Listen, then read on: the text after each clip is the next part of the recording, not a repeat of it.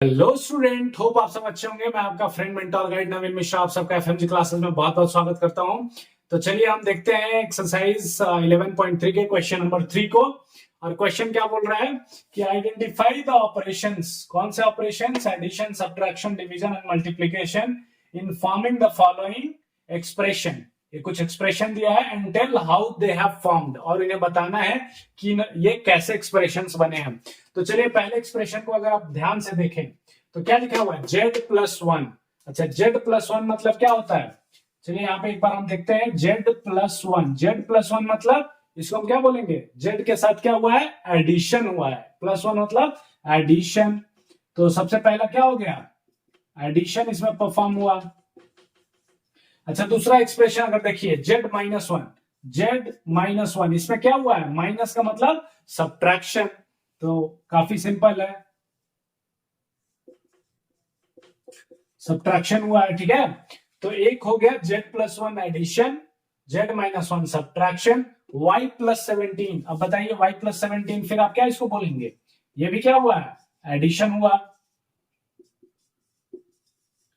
और y-17, देखिए y+17 is addition, y-17 again subtraction. आपको समझ में आ रहा होगा? y में से 17 गया तो जनरली हम कभी माइनस करते हैं 10, 10-5, 10-6, तो उसको क्या बोलेंगे? सब्ट्रैक्शन। उस ऑपरेशन को क्या बोलेंगे? सब्ट्रैक्शन। एंड एडिशन, y+17 क्या हुआ? एडिशन। जहां भी सिर्फ प्लस का साइन है वो एडिशन हो गया, जहां माइनस का साइन है वो सब्ट्रैक्शन हो गया। ठीक है, अब चलिए दूसरा एक्सप्रेशन बी में देखते हैं, 17y। अब 17y के बारे में अगर आप बताएंगे तो 17y क्या है? 17y मतलब यहां पे आप एक चीज देख रहे हैं कि 17 इंटू वाई को हम 17y लिखते हैं। 17 इंटू वाई को हम क्या लिखते हैं? 17y लिखते हैं। तो इस ऑपरेशन को क्या बोलेंगे? मल्टीप्लीकेशन। मल्टीप्लीकेशन।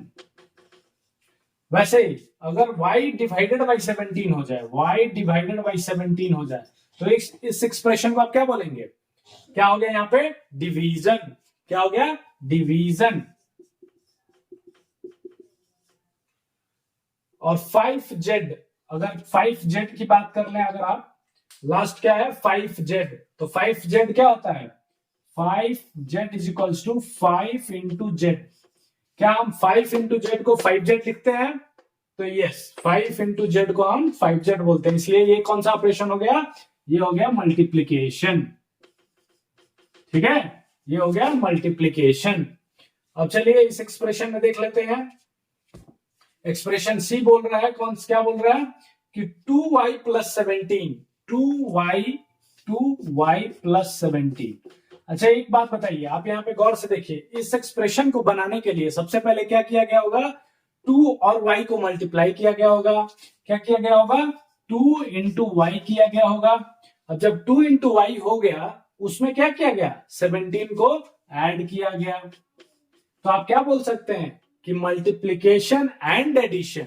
यहां पे क्या हो रहा है? मल्टीप्लीकेशन, पहले मल्टीप्लीकेशन हो गया, उसके बाद क्या हुआ? 17 को ऐड किया गया, तो एंड एडिशन। ठीक है, तो इसमें क्या हुआ? Multiplication and addition.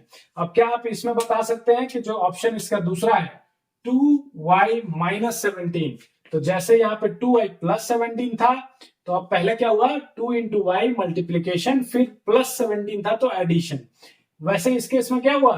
2y-17, 2y-17। तो आप बताइए, सबसे पहले 2y को क्या किया गया होगा?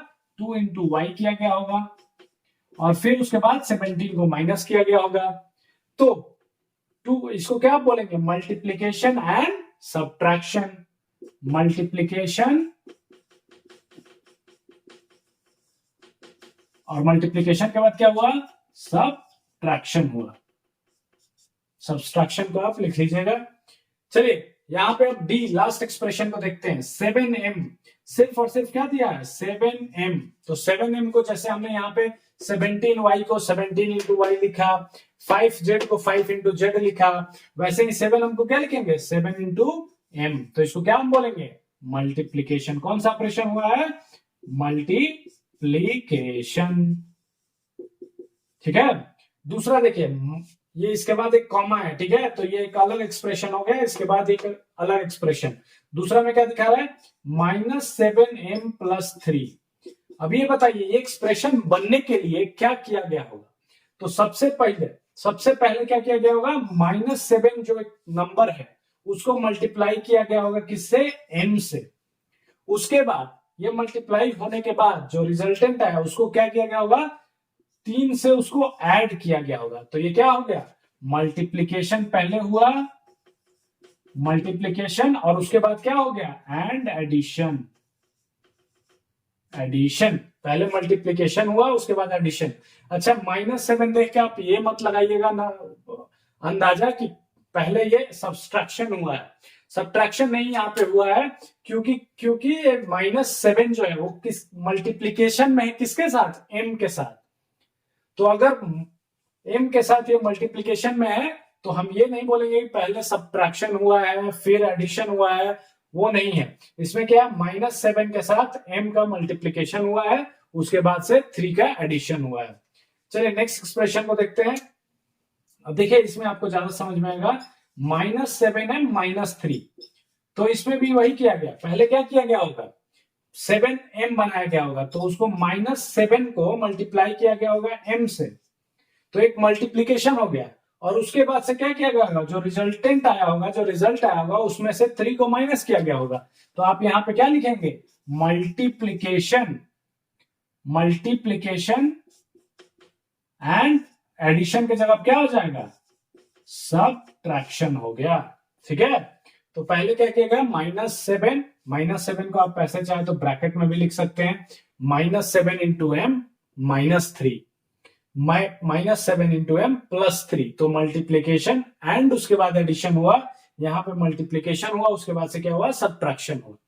ठीक है। होप आप सबको ये समझ में आया होगा। इसमें कुछ नहीं है, ये क्वेश्चन सिर्फ और सिर्फ बोल रहा है कि आप ऑपरेशंस को पहचानिए।